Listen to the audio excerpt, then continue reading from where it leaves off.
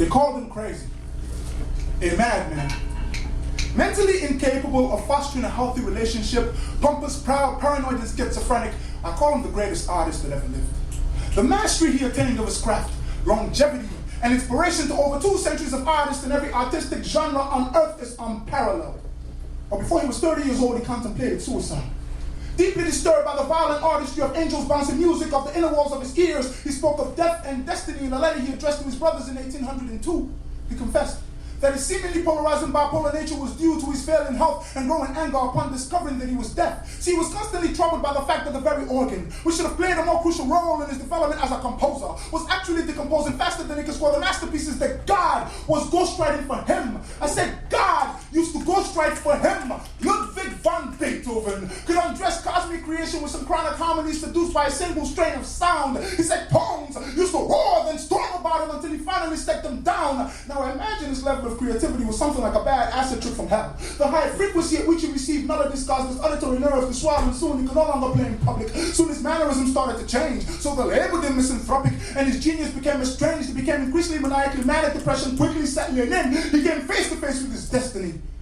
But then he chose to not give in. You see, contrary to popular belief, angels don't care that we are content. There is just so much that we don't know. And a human being comfortable is simply secondary to the fact that our minds need spiritual content to grow. And so these beautiful demons down in heaven fell out of themselves, trying to unravel the universe into Beethoven's lofty mind. The only problem was that every time Beethoven entered the world of music inside his head, he was instead transported back to the brutal reality of his alcoholic father's violent fits. After a night of playing possum with prostitutes funny, Beethoven's skull had a bad habit of crashing into his father's violent fists. Play.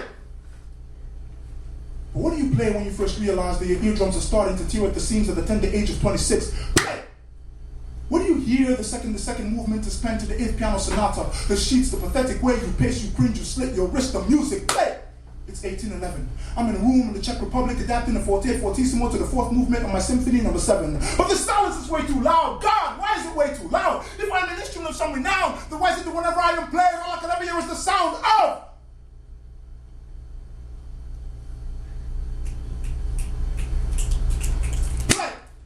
My name is Ludwig van Beethoven, and I was born in Bonn, Germany in December 16, 1770. I wrote 1 opera, 5 piano concertos, and 9 symphonies, and missed hundreds of other pieces. When I first started becoming deaf, I used to mutilate my piano so I could vibrate to the finer frequencies God gave to the higher notes. But when I completely became deaf, God emptied me of my sanity, forcing me to unleash the divine madness of the symphonies of my soul. I have been a sickler all my life. Pancreatitis, hepatitis, typhus, lupus, syphilis, diabetes, and the diseased liver, from which I died. But I composed every day to prove to you that no matter what you were going through, it is possible to survive. It is possible to keep on loving. God made me infinitely wealthy, even when I was poor in health. Let my immortality be a testament to art's triumph over death. Let my moonlight sonata soothe you who feels as if you have to pen your own oxygen in order to survive. I lost 6 of my own siblings in the course of my own life. I have known what it means to lose. So when you listen to my music move, there is life behind these tunes, and they just want to hold you close. They want to wage an apocalyptic war on each one of your ghosts. So yes, you will be whole again. I was dead to my potential, so I tried to end my life. But somewhere in heaven, God was audio mastering the 9th symphony for me and laughing at my suicidal efforts because he saw an open secret.